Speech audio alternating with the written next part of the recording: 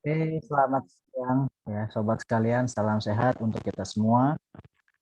Pada kesempatan hari ini berjumpa kembali dengan saya di channel Erpadli ya, channel yang berisikan mengenai informasi up to date ataupun pemberitahuan mengenai mekanisme perpajakan di Indonesia ya.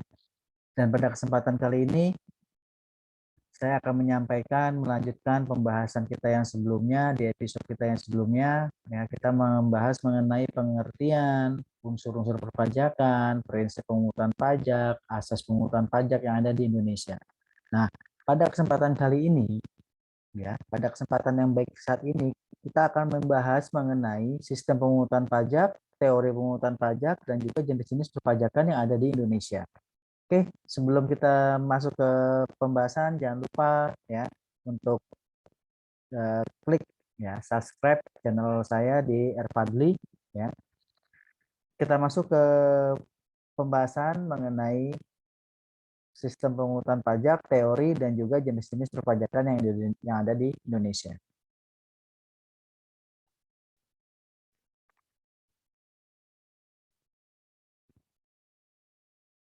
Nah, sistem pemungutan pajak yang ada di Indonesia ada 3 sistem pemungutan pajak. Apa aja? Yang pertama, Official Assessment System, Self Assessment System, dan Withholding System atau biasa dikenal di dunia perpajakan itu withholding tax ya.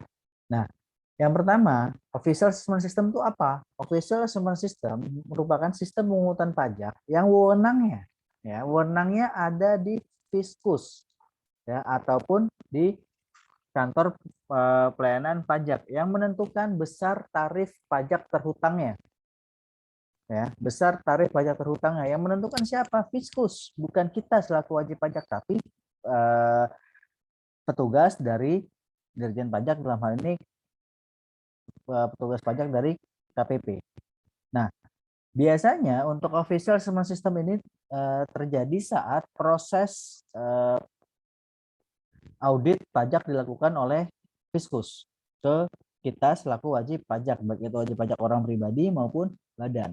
Di mana ketika proses audit pajak yang dilakukan oleh Fiskus ataupun oleh KPP ya, semuanya yang menentukan mereka tentunya dengan dasar undang-undang ataupun ketentuan perpajakan yang berlaku di Indonesia. Ya, kita selaku wajib pajak sudah tidak bisa menghitung kembali ya, menghitung kembali berapa pajak terhutang kita kalau sudah masuk ranah audit pajak ataupun sistem official assessment system ini. Nah, yang kedua, sistem pemungutan pajak ada namanya self assessment system. Nah, ini berlaku apa? Berlaku ketika kita selaku wajib pajak diberi wewenang ya oleh undang-undang untuk menghitung sendiri berapa besar pajak terhutangnya ya.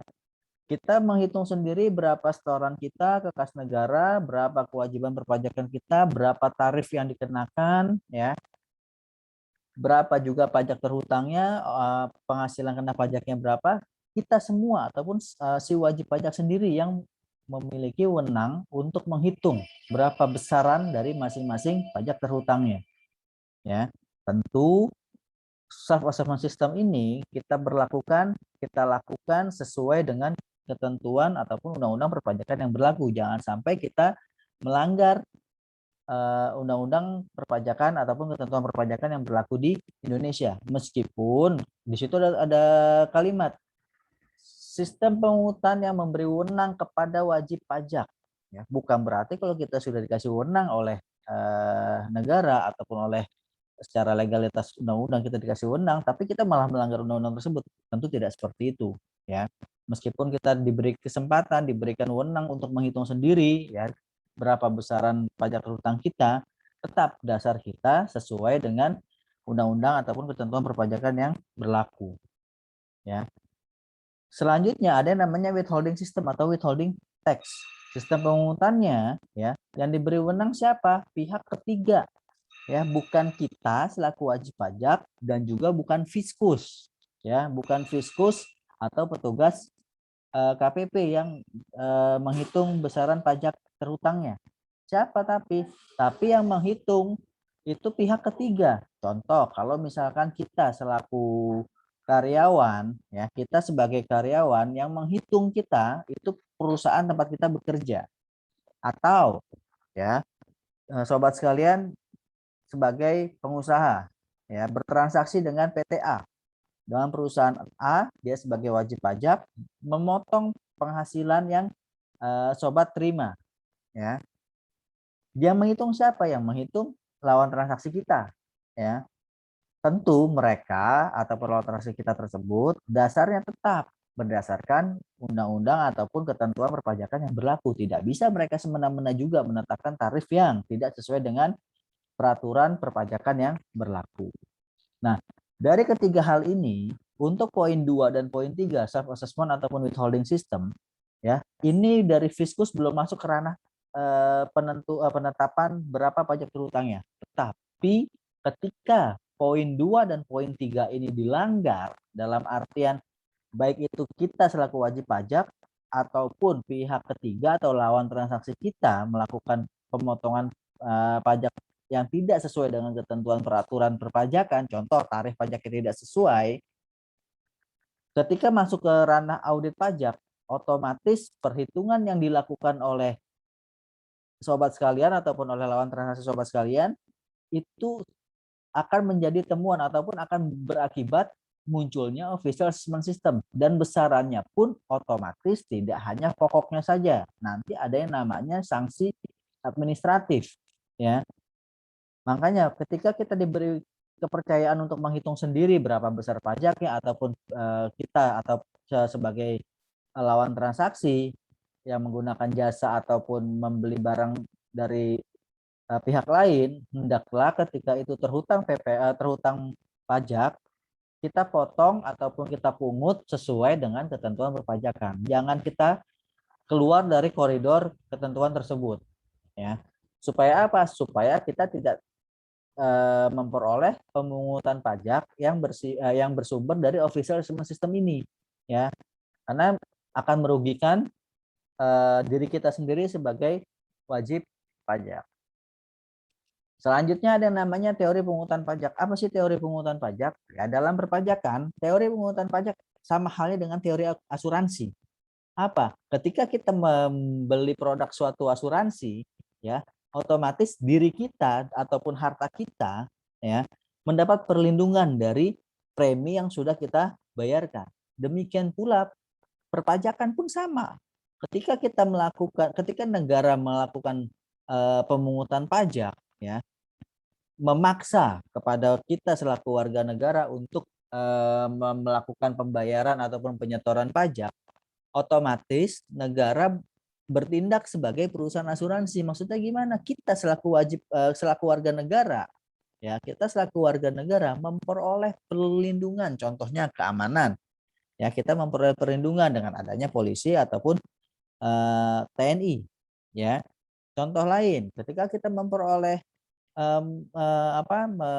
melaksanakan membayar premi asuransi, kita memperoleh juga perlindungan atas harta benda kita. Demikian pula juga pajak sama pun, ya. Dengan kita membayar pajak, kita bisa menggunakan fasilitas negara ataupun fasilitas umum, ya. Contoh rumah sakit, jalan, ya, penerangan jalan dan lain sebagainya. Ya, jadi ketika kita melakukan pembayaran pajak, penyetoran pajak itu sama dengan halnya kita dilindungi oleh negara dan negara bertindak sebagai perusahaan asuransi, seperti halnya dengan teori pungutan pajak di teori asuransi tersebut. Nah, selain itu ada juga teori kepentingan. Apa? Ya, pajak mempunyai hubungan dengan kepentingan individu, ya, yang diperoleh dari pekerjaan negara. Semakin banyak individu menikmati jasa dari pemerintah, semakin besar pula kewajiban untuk membayar pajaknya. Ya, contoh paling simpel, ketika kita memiliki kendaraan, ya, kita memiliki kendaraan, otomatis kita terhutang pajak kendaraan bermotor, ya. Kendaraan tersebut kita gunakan di mana? Di jalan raya, ya. Jalan raya, pemeliharaannya itu bersumber dari pajak yang kita bayarkan, ya. Jadi semakin banyak individu yang menikmati ataupun wajib pajak warga negara yang menikmati fasilitas jalan umum tersebut, makin besar juga, ya. Semakin besar juga, ya, jumlah penerimaan pajak yang akan diterima oleh negara. Kenapa? Dengan makin banyaknya pengguna jalan, otomatis pemeliharaannya pun juga akan lebih ekstra. Dan di situ juga pun dibutuhkan biaya untuk pemeliharaan jalan yang dibutuhkan oleh pemerintah. Nah, selanjutnya ada yang namanya teori daya pikul. Teori dari daya pikul, ya, semua orang dalam pembunuhan pajak harus sama beratnya. Artinya, ya, artinya harus adil. Ya, ini sama halnya dengan di pembahasan kita episode kemarin, ya, pembahasan episode kita kemarin terkait dengan prinsip pemungutan pajak, ya, kesamaan. Nah, teori dari pikul ini kurang lebih sama. Dalam artian apa? Ya, pajak harus dibayarkan sesuai dengan kemampuan dari masing-masing si individu tadi atau si wajib pajak. Makin besar kemampuan ataupun makin besar penghasilannya, otomatis pajak terhutangnya pun juga akan lebih besar. Ya, makin mahal harga suatu barang, maka pajak pertambahan nilainya pun juga akan makin besar. Ya, seperti itu. Ya, terkait dengan teori daya pikul yang terjadi. Nah, selanjutnya ada teori kewajiban mutlak atau teori bakti. Ya, hal ini negara sebagai organisasi mempunyai tugas untuk menyelenggarakan kepentingan umum, ya. Tadi di pembahasan sebelumnya kita sampaikan, ya, negara menjamin kesejahteraan semua warga negaranya, ya, untuk memperoleh kesejahteraan. Nah, dalam hal ini negara mengambil tindakan atau keputusan yang diperlukan, termasuk keputusan di bidang perpajakan, ya, mempunyai hak mutlak untuk memungut pajak dan rakyat harus membayar pajak sesuai dengan sebagai tanda bakti kita selaku warga negara. Itulah yang dinamakan teori kewajiban mutlak atau teori bakti. Kita selaku wajib pajak, selaku warga negara, kita harus berbakti kepada negara. Lewat apa? Lewat menjalankan kewajiban perpajakan. Ketika memang kita sudah menjadi subjek pajak dan juga otomatis terlebih lagi menjadi wajib pajak. Kita harus menjalankan kewajiban itu, ya, kewajiban terkait pemenuhan kewajiban penyetoran maupun pelaporan dari pajak terhutang kita. Itu sebagai wujud bakti kita pada negara. Nah, ada juga teori daya beli, ya. Menekankan pembayaran pajak dilakukan kepada negara, memelihara masyarakat di negara yang bersangkutan. Memungut pajak berarti menarik daya beli rumah tangga masyarakat kepada negara. Kemaslahatan suatu masyarakat tetap terjamin dengan adanya pembayaran pajak berdasarkan teori daya beli tersebut. Ya, dalam hal ini, ya, ketika kita melakukan, ketika suatu negara memungut pajak, otomatis meningkatkan daya beli masyarakat. Kenapa? Karena perpajakan bisa menjadi parameter dalam pertumbuhan ekonomi. Ya, makin besar penghasilan seseorang, makin besar peningkatan daya belinya. Makin besar kenaikan daya belinya, makin besar pula, ya, kesempatan negara untuk memungut pajak dari warga negaranya. Ya, itu yang dinamakan teori daya beli. Nah, dari teori perpajakan tadi, ya, kita beranjak ke jenis-jenis perpajakan yang ada di Indonesia. Apa aja? Ada pajak langsung dan pajak tidak langsung berdasarkan golongannya, ya. Kalau pajak langsung itu apa? Pajak yang harus ditanggung oleh diri kita sendiri, tidak bisa dibebankan ke orang lain. Apa contohnya? Contohnya pajak penghasilan sobat sekalian, ya. Namanya pajak penghasilan otomatis dari penghasilan yang kita terima sebagai individu, dan PPh tersebut, pajak penghasilan tersebut tidak bisa kita limpahkan ke orang lain, ya. Tidak boleh, ya. Oleh karena itu PPh masuk ke kategori pajak langsung. Nah, selain ada pajak langsung, ada juga pajak tidak langsung. Apa? Pajak yang bisa dilimpahkan, ya, bisa dilimpahkan ke orang lain atau ke subjek pajak lain, ya. Apa contohnya? Pajak pertambahan nilai. Ya, pajak pertambahan nilai kita membeli barang. Ya, kita membeli barang terhutang PPN di situ. Ya, yang membayar PPN siapa? Bukan dari penjual atau bukan dari produsen barang tersebut, tapi siapa? Kita selaku konsumennya. Dan itu diperkenankan oleh undang-undang sehingga PPN masuk ke dalam jenis pajak ya dengan berdasarkan golongan sebagai pajak tidak langsung. Jadi bisa dilimpahkan ya kalau PPN. Sedangkan PPH nggak bisa dilimpahkan sehingga PPH masuk ke kategori pajak langsung.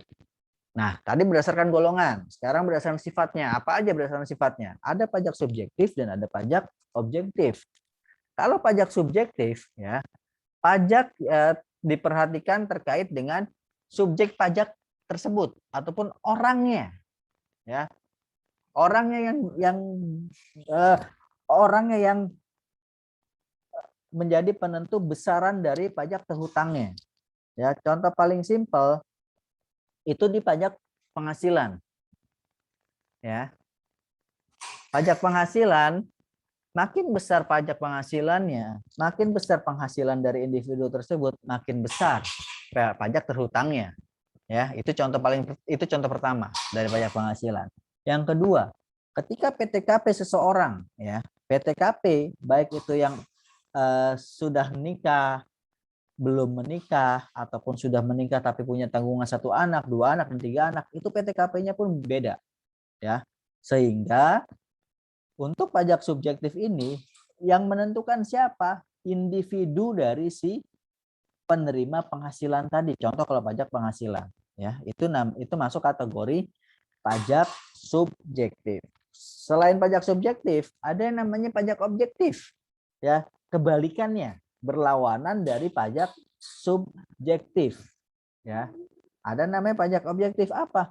Yang dilihat bukan orangnya, bukan personnya, tapi objeknya, ya, barangnya. Apa contohnya? Contohnya pajak pertambahan nilai. Ya, di PPN tidak melihat siapa pembelinya, berapa penghasilan pembelinya tidak dilihat, tapi yang dilihat objeknya, berapa harga barang tersebut, ya, harga barangnya berapa. Ya, makin mahal barang nilai jual dari barang tersebut, maka PPN terhutangnya pun juga akan lebih besar. Jadi di PPN masuk ke pajak objektif. Lagi-lagi saya tekankan, pajak objektif dilihat bukan dari person ataupun individu si wajib pajak tadi, ya, tapi dari objeknya, objek dari pajak tersebut. Ya, contoh barangnya tadi, ya, berlaku dalam PPN. Nah, selanjutnya ada jenis pajak berdasarkan lembaga pemungutnya. Ya, ada 2 di Indonesia. Yang pertama ada pajak pusat, yang kedua ada pajak daerah. Pajak pusat, pajak yang dialokasikan, ya, penerimaan pajaknya digunakan untuk, ya, operasional pemerintah pusat. Kesejahteraannya untuk seluruh warga negara Indonesia yang ada, ya, di wilayah NKRI. Ya, itu masuk pajak pusat. Apa aja contohnya? Ada pajak penghasilan, ada pajak ada PPN, PPNBM, ya, bea materai, bea masuk, dan lain-lain, ya. Sedangkan yang kedua ada pajak daerah. Pajak daerah semua penerimaan pajaknya digunakan untuk kepentingan operasional pemerintah daerah masing-masing, ya. Dalam pajak daerah ada yang namanya masuk kategori pajak provinsi dan pajak kabupaten atau kota, ya. Semua penerimaannya hanya digunakan untuk kepentingan daerah masing-masing, tidak digunakan untuk kepentingan daerah lain. Itu masuk kategori pajak daerah. Oke, sampai sini demikian informasi yang dapat saya sampaikan terkait dengan sistem pemungutan pajak, teori-teori pemungutan pajak, dan juga jenis-jenis pajak yang ada di Indonesia. Ya, jangan lupa untuk sobat sekalian, ya, untuk subscribe channel YouTube kita di Erfadli. Oke, terima kasih atas perhatiannya. Salam sehat, tetap semangat. optimis nomor satu.